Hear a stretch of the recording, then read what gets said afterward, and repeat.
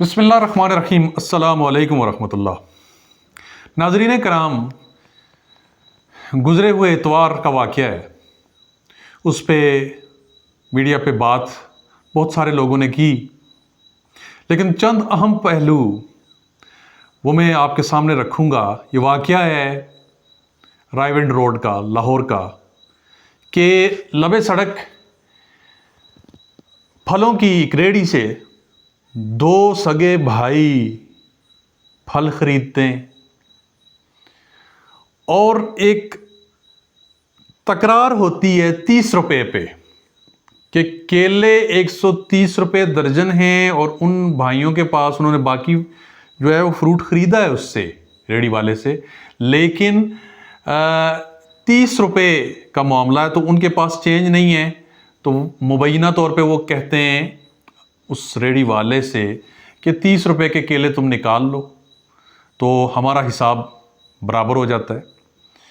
اس پہ کچھ بحث تکرار ہوتی ہے، اور مبینہ طور پہ یہ بتایا جا رہا ہے کہ اس ریڑھی بان نے گالی دی ان بھائیوں کو، اور انہوں نے اس کے ساتھ لڑائی کی، اور لڑائی کے بعد کیا ہوا کہ وہ تو ظاہری بات ہے وہاں کے مقامی نہیں تھے، ریڑھی بان مقامی تھا، اس نے اپنے ساتھیوں کو بلایا، اور جب وہ ساتھی کرکٹ کھیلنے والے لڑکے وہ آ جاتے ہیں، اس کے بعد وہ آپ سارے لوگوں کے سامنے ہیں۔ وہ تو ایسی ویڈیوز ہیں جنہیں کوئی بھی حساس انسان دیکھ نہیں سکتا، انتہائی تکلیف دہ وہ ویڈیوز ہیں۔ اب اس کے اندر سے جو ہمیں جن چیزوں پہ غور کرنا ہے وہ کیا ہے؟ سب سے پہلے یہ واقعہ کوئی نیا نہیں، یہ آئے دن کا واقعہ ہے۔ اس طرح کے واقعات اس ملک میں، اس ملک کی گلیوں میں، ویرانوں میں لوگوں کے سامنے یہ ہوتے ہیں۔ یہاں بھی ایسے ہی دیکھیے کہ ایک جنگل ہے انسانوں کا، ایک بیابان ہے انسانوں کا، کہ جہاں انسان موجود ہیں اس مجمع کے اندر ایک مجمع ہے، ایک ہجوم ہے، اور اس ہجوم کے سامنے ظلم ہو رہا ہے دو بھائیوں پہ، دو انسانوں، بھائیوں کو بھی چھوڑ دیں، دو انسانوں پہ۔ انہیں ایک پورا گروہ انہیں مار رہا ہے، اور بے دردی سے مار رہا ہے، وہ نہتے ہیں۔ اس انسانوں کے جنگل میں کوئی ایک بھی ایسا زندہ انسان نہیں تھا جو انہیں روک لیتا، انہیں روکا نہیں جا رہا۔ وہاں پہ ویڈیوز بنانے والے موجود ہیں، اور آخری سین تو یہ ہے کہ ایک بھائی دوسرے بھائی کا زخمی، وہ یا شاید اس ٹائم تک وہ اللہ کو پیارا ہو چکا ہے، وہ اپنی گود میں سر رکھ کے اسے پانی پلانے کی کوشش کر رہا ہے، اور دوسری طرف سے وہ بھیڑیا آتا ہے اور وہ اس کے سر میں بلہ مارتا ہے کرکٹ کا، اور دوسرے بھائی کو بھی وہ موت کے دہانے پہ پہنچا دیتا ہے۔ وہ بھائی بعد میں ہسپتال جا کے وہ بھی اللہ کو پیارا ہو گیا، یعنی اسے قتل تو وہیں پہ کر دیا گیا تھا، جان اس کی جا کے ہسپتال میں نکلی۔ تو سب سے پہلے تو یہ ہے کہ یہ ایک واقعہ ہوتا ہے، اس کے بعد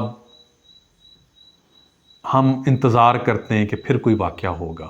ہم سے مراد ہم معاشرہ، اور ہم سے مراد یہ ریاست، ہم سے مراد یہ حکومت، ہم سے مراد یہ ادارے، اس انتظار میں کہ اگلا کوئی واقعہ ہوگا۔ کیا سیالکوٹ کے اندر ہونے والا واقعہ، سری لنکن فیکٹری مینیجر، اس کے ساتھ کیا ایسا نہیں ہوا تھا؟ اور کیا لمبا عرصہ گزرا ہے؟ نہیں۔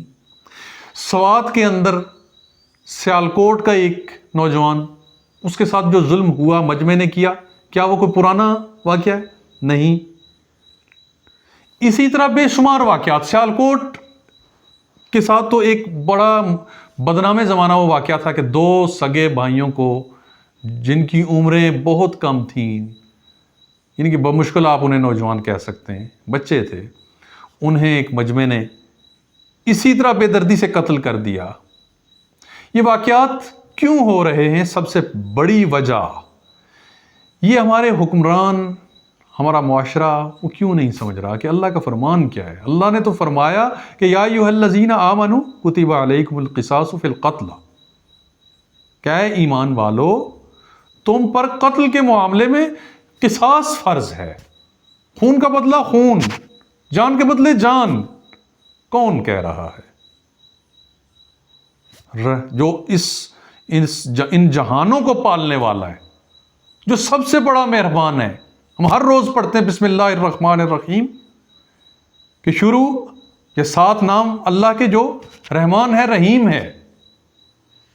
وہ فرما رہا ہے کہ تمہارے لیے زندگی ہے قصاص کے اندر، بحیثیت معاشرہ اور بحیثیت فرد.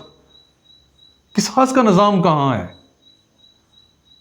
ہمارے ہاں آج کل تو ایک وہ ہر طرف سے ایک آواز آتی ہے جی CCD کے حوالے کر دیں، اس پہ خیر الگ سے بات ہوگی کہ CCD کے کیا مثبت اور کیا منفی پہلو سامنے آ رہے ہیں. اصل میں تو یہ ہے کہ جی ریاست عدالت وہ قصاص کا نظام قائم کرے. قصاص کدھر ہے؟ قصاص بھی نہیں ہے، احساس بھی نہیں ہے. پھر ہم اس قدر وحشی ہو چکے ہیں کہ ہمیں جس پہ غصہ آتا ہے ہم چاہتے ہیں کہ اسے کچل دیں. جہاں انسان رہتے ہیں ان کے درمیان اختلاف ہوا کرتا ہے، ان کے اندر لڑائی جھگڑا بھی ہو جاتا ہے، سگے بھائیوں میں بھی لڑائی جھگڑا ہوتا ہے، لیکن اس کا یہ مطلب نہیں ہے کہ مخالف کو کچل کے رکھ دیا جائے. ناظرین کرام، یہ واقعات آپ دیکھیے ہمارے معاشرے میں کیسے ہوتے ہیں کہ چھوٹی چھوٹی باتوں پہ لڑائی جھگڑا، اور لبے سڑک جہاں کسی سے کوئی ذاتی دشمنی، خاندانی دشمنی نہیں ہے، چھوٹی سی بات، لاٹھی، گولی، ڈنڈا، یہ سارا کچھ، یہ ظلم یہ ہو جاتا ہے. یہ ہوتا ہے کیوں؟ عدم برداشت. ہمارے پیارے نبی نے ہمارے سامنے اپنی ساری زندگی بطور مثال، بطور نمونہ رکھی. ہمارے پیارے اللہ نے کیا فرمایا کہ مومنوں کی خوبی بیان کرتے ہوئے کہ وہ دوسروں کو اپنے اوپر ترجیح دیتے ہیں اور غصے کو پی جاتے ہیں. یہ چیز ہوتی کہ جی مجھے کسی نے برا کیوں کہا، یعنی میں ترجیح تو نہیں دے سکتا اپنے اوپر کسی کو،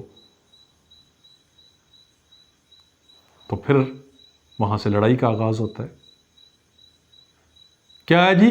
فلاں نے مجھے گالی دی تھی تو اب گالی کے تو میں برداشت نہیں کروں گا.